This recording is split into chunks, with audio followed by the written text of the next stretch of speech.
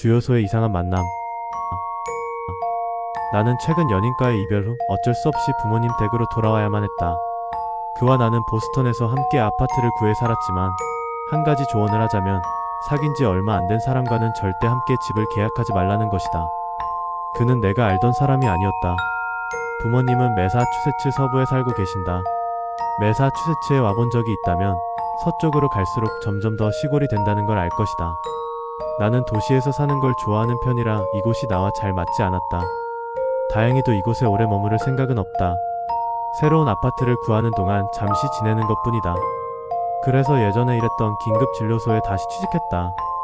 직원들은 나를 반갑게 맞아줬지만 나는 오래 있지 않을 생각이다. 이곳에서의 단점은 내가 주로 야간 근무를 맡아야 한다는 것이다. 일은 어렵지 않지만 따분하고 생활 패턴이 완전히 뒤틀려버린다. 하지만 퇴근 후에는 새벽 4시에 문을 여는 베이글 가게에서 음식을 사먹는 작은 즐거움이 있다.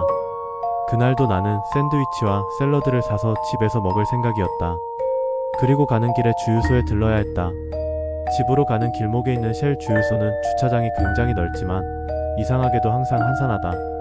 나는 현금으로 결제하려고 차에서 내려 주유소 안으로 들어갔다가 다시 나와 주유를 시작했다. 그때 다른 차 한 대가 주유소에 들어왔다. 파란색 세단이었다.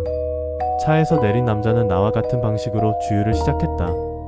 그런데 그는 주유기를 자동으로 고정해두고는 내 쪽으로 다가오더니 재밌는 맛을 보여줄까? 라고 말했다. 나는 이런 갑작스러운 접촉을 별로 좋아하지 않지만 어색한 분위기를 피하려고 뭔데요? 라고 물었다. 그는 손가락을 떨어뜨리는 척하는 유치한 마술을 했다. 어색한 웃음을 지어 보였지만 그는 멈추지 않았다. 계속해서 같은 마술을 반복했다. 나는 고개를 돌려 무시하려 했고 다행히 주유가 끝났다는 신호가 들렸다. 나는 급히 주유기를 내려놓고 주유소 안으로 들어가 거스름돈을 받았다. 밖으로 나왔을 때 이상한 점이 눈에 띄었다. 그 남자는 보이지 않았지만 그의 차는 그대로 있었고 주유기는 여전히 작동 중이었다. 더 이상 시간을 끌고 싶지 않아 급히 차에 올라탔고 혹시라도 차 안에 숨어 있을까봐 뒷좌석을 확인한 후 문을 잠그고 출발했다. 5분 만에 집에 도착해 부모님이 숨겨둔 열쇠를 찾아 문을 열고 다시 제자리에 두었다. 나는 평소처럼 조용히 부엌으로 가서 음식을 먹기 시작했다. 그런데 그때 갑자기 현관문이 열리고 다시 닫히는 소리가 들렸다. 나는 순간 얼어붙었다. 입안 가득 음식을 머금은 채 멈춰 서서 귀를 기울였다. 엄마? 아빠? 아무런 대답이 없었다. 발소리도 들리지 않았다.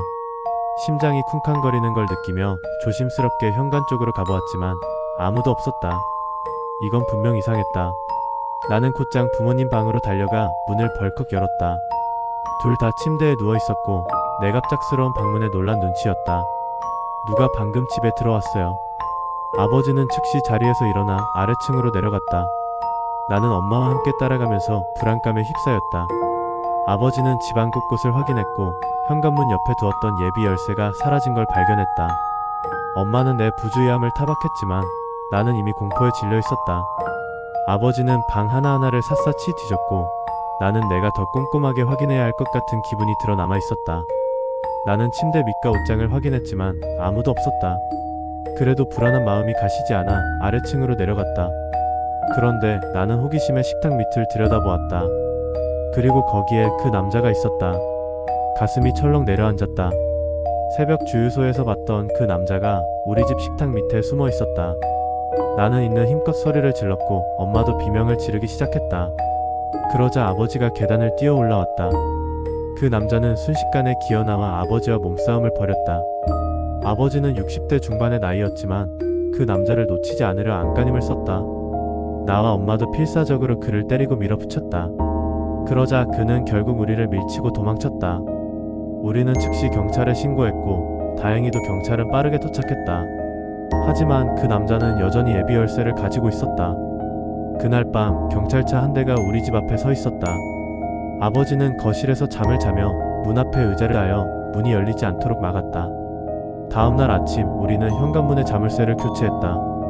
그리고 부모님은 다시는 열쇠를 밖에 숨기지 않기로 했다. 나는 죄책감이 들었다. 내 부주의로 인해 가족을 위험에 빠뜨렸다는 생각이 들었기 때문이다. 하지만 돌이켜 생각해보면 그 남자는 처음부터 나를 따라온 것이 분명했다. 분명 헤드라이트를 끄고 내 차를 따라왔던 것이리라. 그리고 나는 전혀 눈치채지 못했다.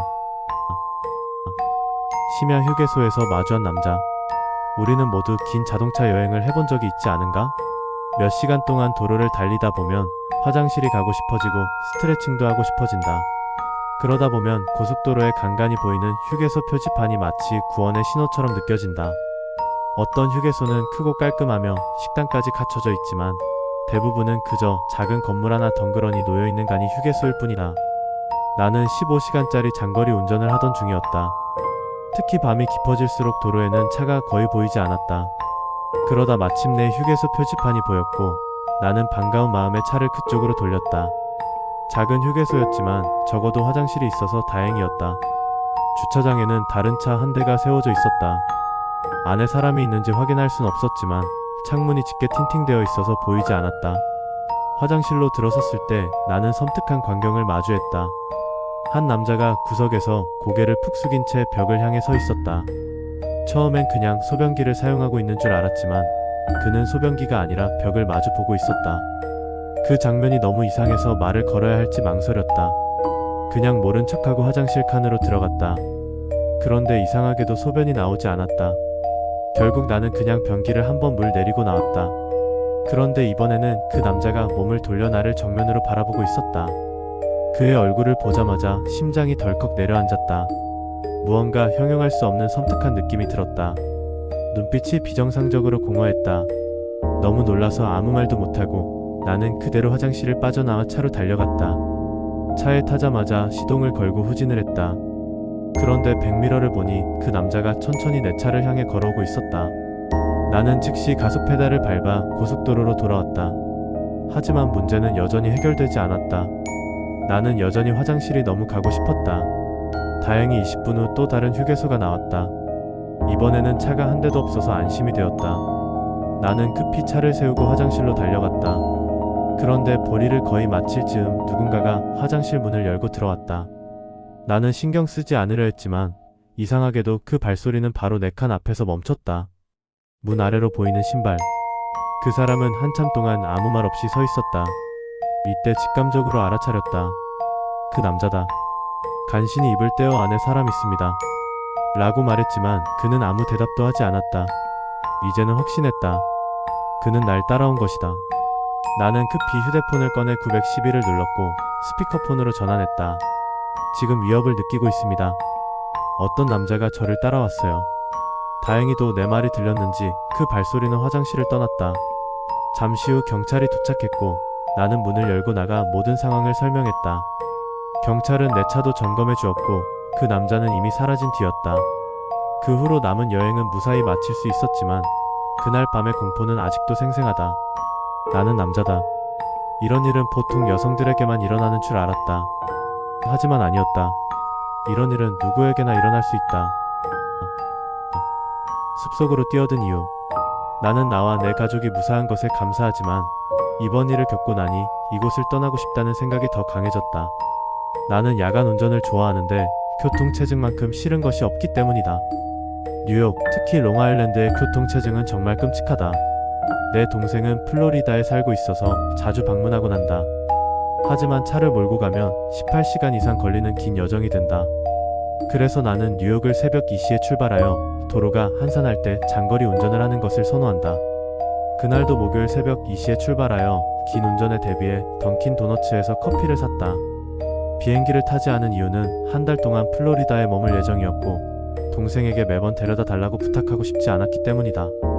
롱아일랜드를 벗어나니 3시가 넘었고 뉴저지에서는 순조롭게 운전할 수 있었다.